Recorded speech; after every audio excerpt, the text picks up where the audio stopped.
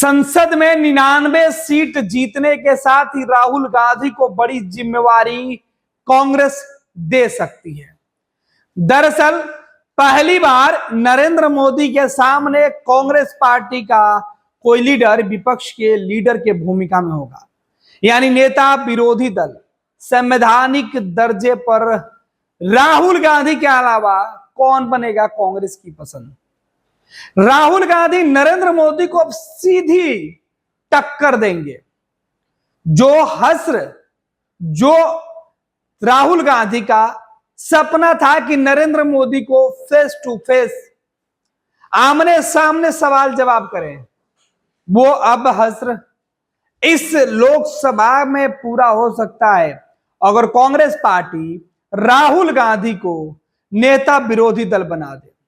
दरअसल सदन में कुल सदस्यों की संख्या का 10% अनिवार्य है।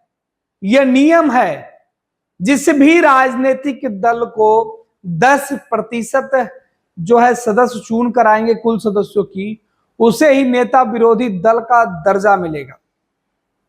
लेकिन पिछले 2 चुनाव से कांग्रेस उस आंकड़े को नहीं छू पा रही थी, लेकिन अब 99 सीटें लाकर कांग्रेस ने उस आंकड़े को छू लिया है और अब कांग्रेस के तरफ से नेता विरोधी दल की कुर्सी पर कब्जा जमाने का आधिकारिक तौर पर ऐलान होना बाकी है।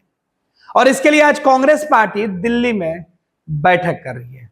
कांग्रेस के संसदीय दल की बैठक बुलाई गई है और इस बैठक में देश भर के लोकसभा चुनावों में जो नतीजे सामने आए और चुनाव जीतने वाले जितने उम्मीदवार हैं वो सभी पहुंचेंगे। कांग्रेस के लीडर पहुंचेंगे।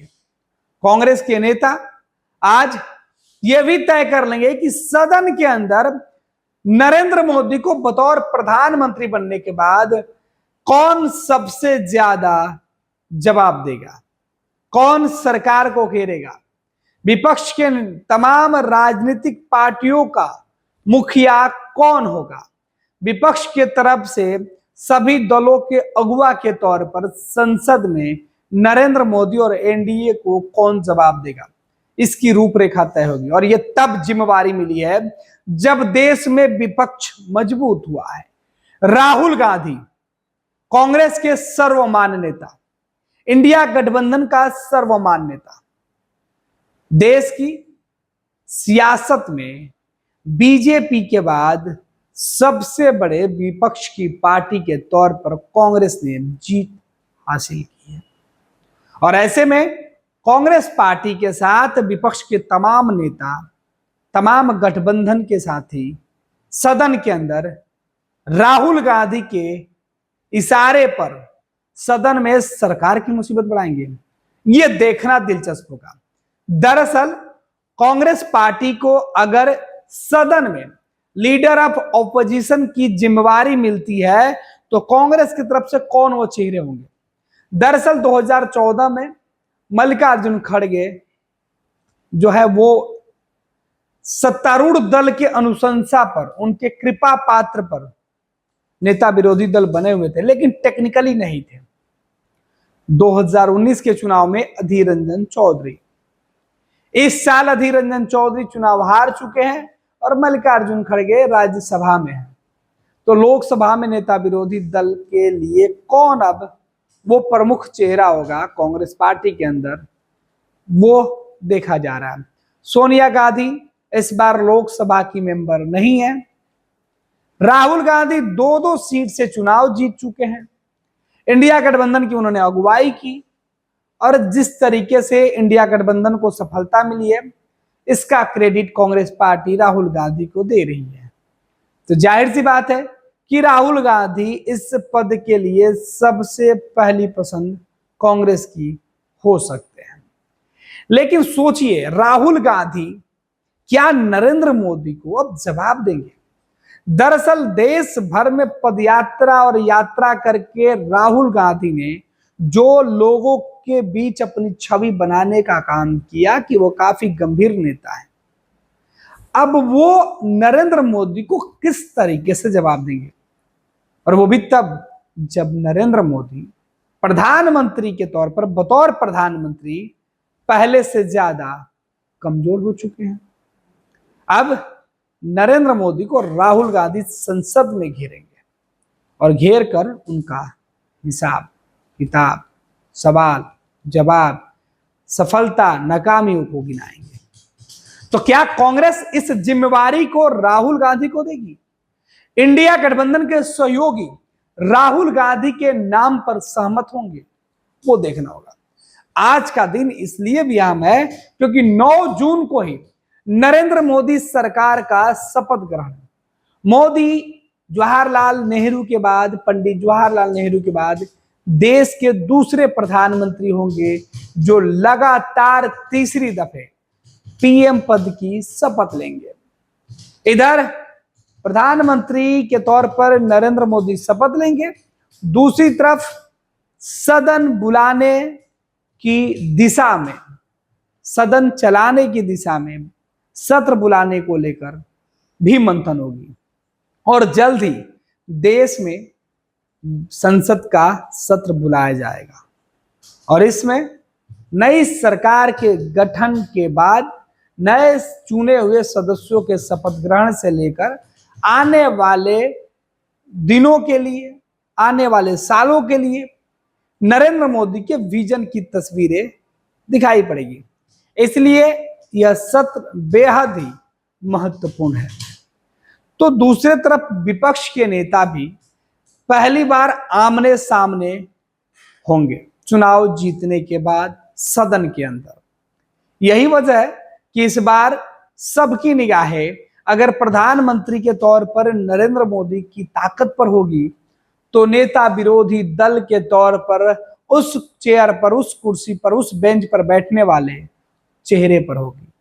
और यह चेहरा फिलहाल 99 सीटें लाने वाली कांग्रेस का होगा, क्योंकि सहयोगी दलों ने जीत जरूर हासिल की है लेकिन वो उस आंकड़े को नहीं छू पा रही हैं जिससे किसी दूसरे दल के लोगों को संवैधानिक दर्जा यानी नेता विरोधी दल का दर्जा मिले। ऐसे में राहुल गांधी या कांग्रेस पार्टी की तरफ से वो प्रमुख चेहरा कौन होगा, कांग्रेस की तरफ से उस सीट पर बैठने वाला व्यक्ति कौन होगा, इस पर मंथन किया जा रहा है।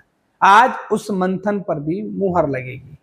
अब देखना है कि कांग्रेस पार्टी राहुल गांधी को, क्योंकि कहा जाता है कि सदन में जो नेता ऑपोजिशन होता है, जो नेता विरोधी दल होता है, वो सरकार या सत्ता में आने के बाद या उनकी ताकत बढ़ने के बाद वो सीधे तौर पर सदन का नेता बनने के लायक हो जाता है। अब राहुल गांधी की यह अग्नि परीक्षा है। राहुल गांधी के सियासत का ये सबसे महत्वपूर्ण दौर होगा, जिस दौर में राहुल गांधी पहले से थोड़े मजबूत हुए हैं तो दूसरी तरफ नरेंद्र मोदी थोड़ा कमजोर हुए हैं। अब लड़ाई सदन के अंदर लड़ी जाएगी। अब मुद्दे, बातें, सियासत सदन के अंदर होगी और सदन के अंदर शारीरिक बल का प्रयोग नहीं होता है बल्कि मानसिक और सामाजिक दबाव का बोध होता है। उस बल का प्रयोग किया जाता है जिससे लोगों के संविधान के हक के हित की रक्षा हो सके। अब देखना है कि राहुल गांधी इन नई जिम्मेवारियों को मिलने के बाद या कांग्रेस पार्टी राहुल गांधी को इस जिम्मेवारी से दूर रखती है या देती है, और देती है तो क्या राहुल उस जिम्मेवारी को सदन में बखूबी पूरा कर पाते हैं? क्या राहुल सफल हो पाते हैं अपनी पुरानी छवि को सदन के अंदर बदलने में?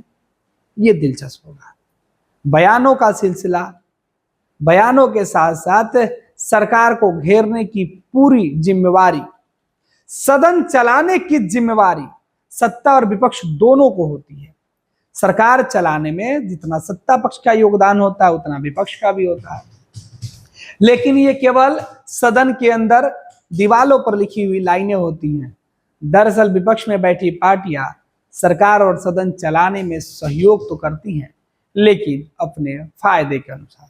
अब देखना है कि राहुल गांधी को अगर कांग्रेस पार्टी ये जिम्मेवारी देती है, विपक्ष के तमाम नेता अगर राहुल गांधी को अपना नेता मानते हैं सदन के अंदर, तो क्या राहुल विपक्ष की उम्मीदों पर सत्ता से टकराकर विपक्ष और देश के लोगों की हक और उनकी आवाज बनने की कोशिश में सफल होते हैं, या फिर से राहुल अपनी पुरानी छवि को ही बरकरार रखते हैं?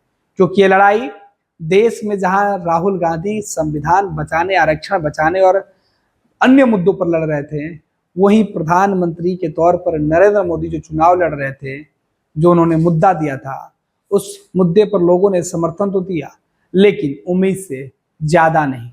दूसरी तरफ कांग्रेस पार्टी को उम्मीद से ज्यादा तो मिली है, लेकिन बहुत ज्यादा नहीं। यही वजह है कि सन से दोनों तरफ बराबर बराबर दिखाई पड़ रही है।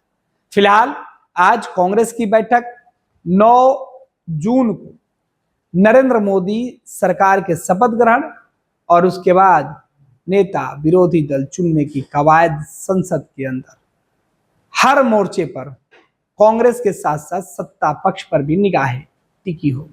26 वर्षों में 17,000 से अधिक डॉक्टर बना चुका बिहार एवं झारखंड के छात्रों एवं अभिभावकों के बीच सर्वाधिक विश्वसनीय एवं लोकप्रिय संस्थान गोल, नेशंस लीडिंग इंस्टीट्यूट। हमारा विश्वास गोल के साथ।